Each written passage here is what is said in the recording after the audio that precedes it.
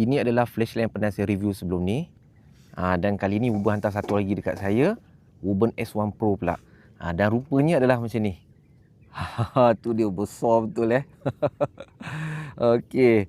So hari ni saya nak review secara ringkas tentang Wuben S1 Pro ni. Okey, saya sebenarnya nak test pada waktu malam. Tapi sebelum tu saya nak kongsi sikit, sementara tengah siang ni saya nak kongsi sikit ada beberapa ciri-ciri unik pada Wuben S1 Pro ni. Okey, yang pertama sekali dia ada kipas. Flashlight ni dia ada kipas dekat dalam dia. Okey. Lepas tu dia punya ni dia ada 3 mode. Tolak paling kiri ni dia akan pergi ke mode spotlight. Spotlight ni cahaya jenis tembak jauh. Yang kanan sekali ni adalah floodlight. Floodlight sini cahaya kembang. Kalau tengah-tengah ni dia cahayanya tembak jauh dan kembang. So dan dia punya maksimum outputnya adalah 12,300 lumen. Jadi saya nak tengok secerah mana 12,000 lumen, dan saya nak tengok sejauh mana dia punya spotlight dia, dan saya nak tengok juga sekembang mana dia punya floodlight dia. Okey. Jadi sementara hari tengah siang ni kita tengok lu apa yang boleh tengok Okey, so inilah rupa dia flashlight. Kat sini tempat bateri dia Bawah ni untuk lock. Kalau untuk unlock kita tolak ke atas. Kemudian tekan ni. Okey, dia akan keluar. Dan dia pakai bateri besar 21700. Dia pakai 2 biji. Memang besar. Okey, dan flashlight ni dia datang packaging ni macam ni. Kita tengok sekejap packaging dia. Dia punya kotak dia memang cantik lah, macam kotak telefon tu So, apa yang anda akan dapat, buka sini pertama sekali, anda akan jumpa yang ni. Ini adalah dia punya manual dia. Okey, manual dia ada dekat dalam ni ni je, kita tarik dalam ni.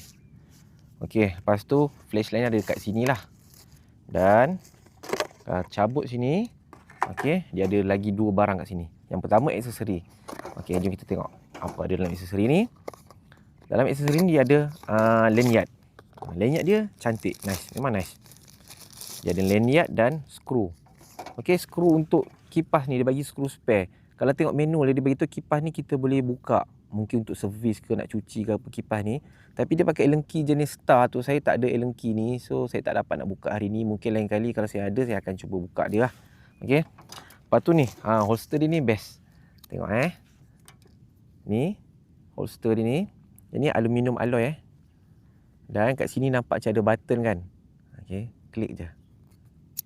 Dah jadi charging cable. Tu dia. Okey. So, nak pakai balik boleh pakai balik ni aluminium alloy. Okey, holster ni kita boleh pasang dekat sini lah, kat sini. So, sebagai bukan holster, sorry, sebagai lanyard. Okey, lanyard. Dan juga sebagai charging cable jugalah. Okey, kemudian dia ada bagi holster sekali. Ni dia saya baru perasan belt holster. Saya rasa salah tulis ni, dia patut belt kan. Kalau tak salah saya kan belt holster. Tapi tak apalah. Peduli kan. Okey, dia bagi holster, so anda boleh pakaikan juga pada tali pinggang. Dia tak ada pocket clip pasal dia berat. Kalau pocket clip ni saya rasa londeh seluar kan. Okey, so boleh pakai di luar tali pinggang, tak perlu buka tali pinggang. Ni dia punya holster dia. Okey. Dan kita pergi kepada flashlight. Okey, semua cara panduan penggunaan ada dalam manual ni. Saya tak adalah nak kongsikan satu persatu, nanti anda boleh tengok sendirilah dalam manual dia. Cuma saya nak tunjukkan sikit tentang kipas dia. Okey. Kipas dia ni dia adalah angin flow keluar masuk dia sini Nampak dalam ni dia ada heat sink, ada banyak heat sink dia. Tapi itulah saya tak ada Allen key, nanti lain kali saya cuba buka dia. Okey, kipas ni dia akan berfungsi, yang pertama sekali bila panas dia akan auto on. Okey. Yang kedua kita boleh on secara manual kipas ni. Okey, dia bagi tahu kat sini tekan 5 kali untuk onkan kipas. Ni button ni saya tekan 1 2 3 4 5. Nampak saya dekatkan dengan mic dengar kan bunyi kipas tu.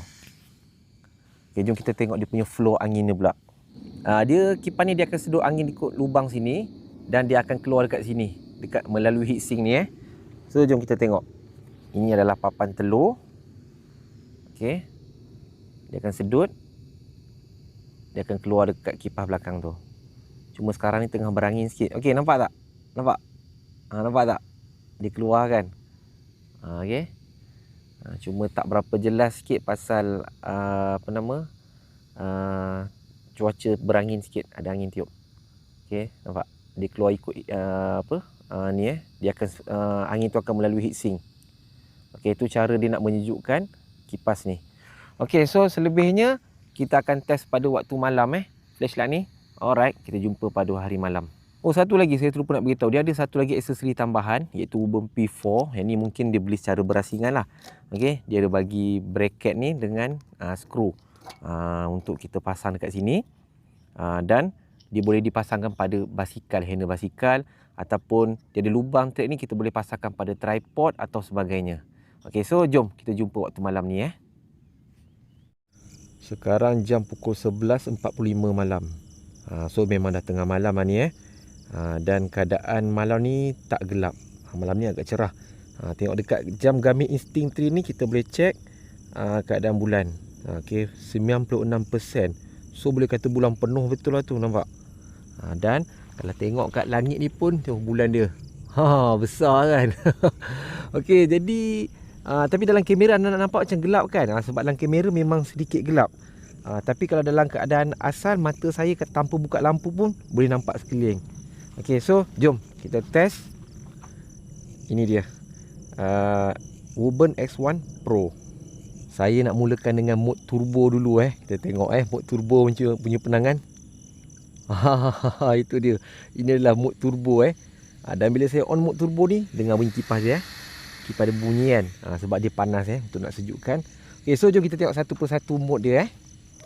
Dia ada mode spotlight, iaitu lampu sini. Ini adalah floodlight, lampu kembang. Dan di tengah-tengah ni spotlight and floodlight. Dua-dua ni akan menyala. So kita tengok yang dua-dua ni dulu yang combo ni. Sebab saya nak suluh bukit kecil dekat depan saya ni. Jarak saya dengan bukit depan ni tak jauh, dekat je. Okey, saya mulakan dengan ini adalah mode Eco. Kemudian terang sikit adalah low. Okey, ini adalah low. So di kamera tak dapat fokus sebab dia tak jumpa subjek. Ini adalah medium. Okey. Ini adalah high. Dan ini adalah turbo. Sekarang jom kita jalan-jalan ke atas bukit ni sambil kita test mode flood dan juga spotlight. Okey, saya mulakan dengan mode flood dulu ini adalah Eco. Eco ni dia malap saja so saya terangkan sikit, saya pakai low. Okey, ni adalah low untuk floodlight. So macam anda dapat lihat dia punya kecerahan dia ni sekata. Okey, dia tak ada titik hotspot yang silau tu. Kalau ini adalah spotlight, nampak dia ada titik silau tu untuk suluh jauh. Tapi kalau yang floodlight ni dia cahayanya dia berselerak. So kalau nak berjalan dia selesa lah sebab mata kita tak silau nak suluh jalan. Kalau kita nak mengambil gambar pun pada waktu malam pun yang ni cantik sebab dia tak silau. Okey, ini adalah mode low. Kalau kita up lagi ni adalah medium. Okey, medium. Macam anda dapat lihat luas medium. Kalau spotlight punya ni pula, okey, ni medium spotlight. Okey, kalau nak berjalan pakai ni. Ni kita nampak cerah. Kita nampak keliling kita ni luas So kita naik ke sana. Ini medium. Sekejap lagi masa nak suluh dekat gaung baru kita pakai high pula. Kita tengok high. Kalau nak berjalan ni pada saya medium pun dah memadai lah. Tapi kalau kita berjalan ramai-ramai, kita pakai low pun dah cukup. Pasal ramai-ramai ni kita keberanian kita kuat tinggi. Kalau seorang-seorang tu kan dia kena cerah baru kita akan rasa confidence sikit. Okey, so kita suluh kat bawah ni. Ini mode medium. Okey, ini kat bawah sana. Ini spotlight saya tukar ni floodlight. Saya tukar kepada spotlight.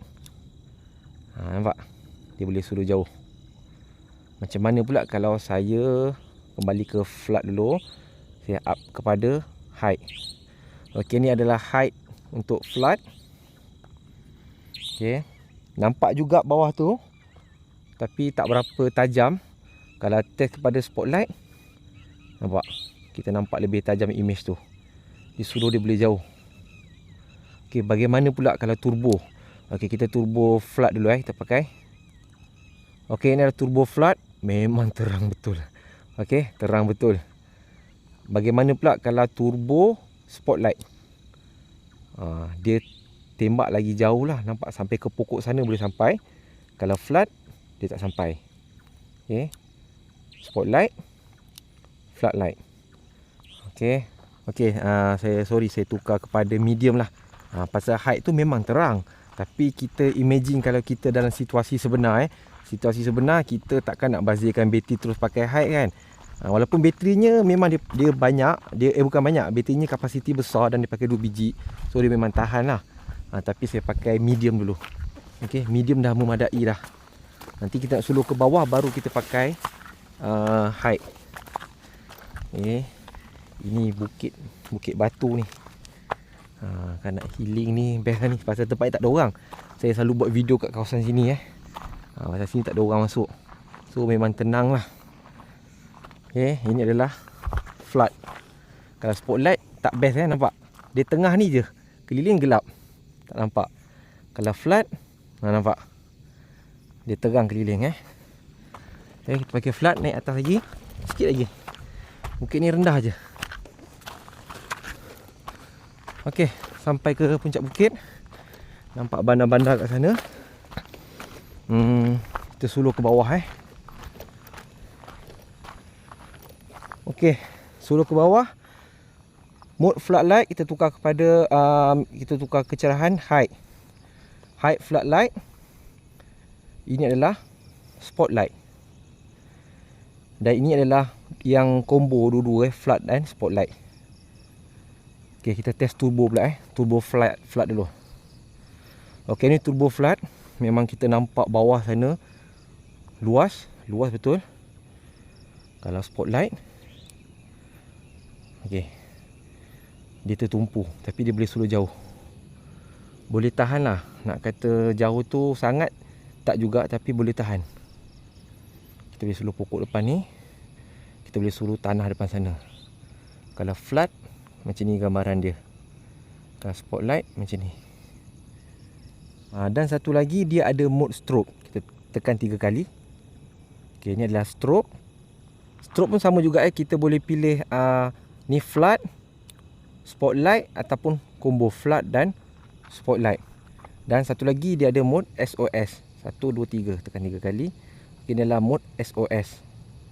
Sama juga boleh pilih flood, spotlight ataupun combo dua-dua tu sekali. Ia juga boleh dijadikan sebagai lampu untuk kerja. Contohnya macam ni, saya attach pada tripod. Okey. Kan dia ada jual aksesori tambahan tu kan, yang bracket tu. So boleh attach pada tripod salah satunya. Kemudian kata kita nak buat kerja dekat depan ni, kita halakan kat depan ni. Kemudian kita ubah sikit brightness, bagi terang sikit. Okey, macam ni spotlight, kita tukar kepada floodlight supaya nak buat kerja tu lebih luas. Okey. So jadilah lampu kerja.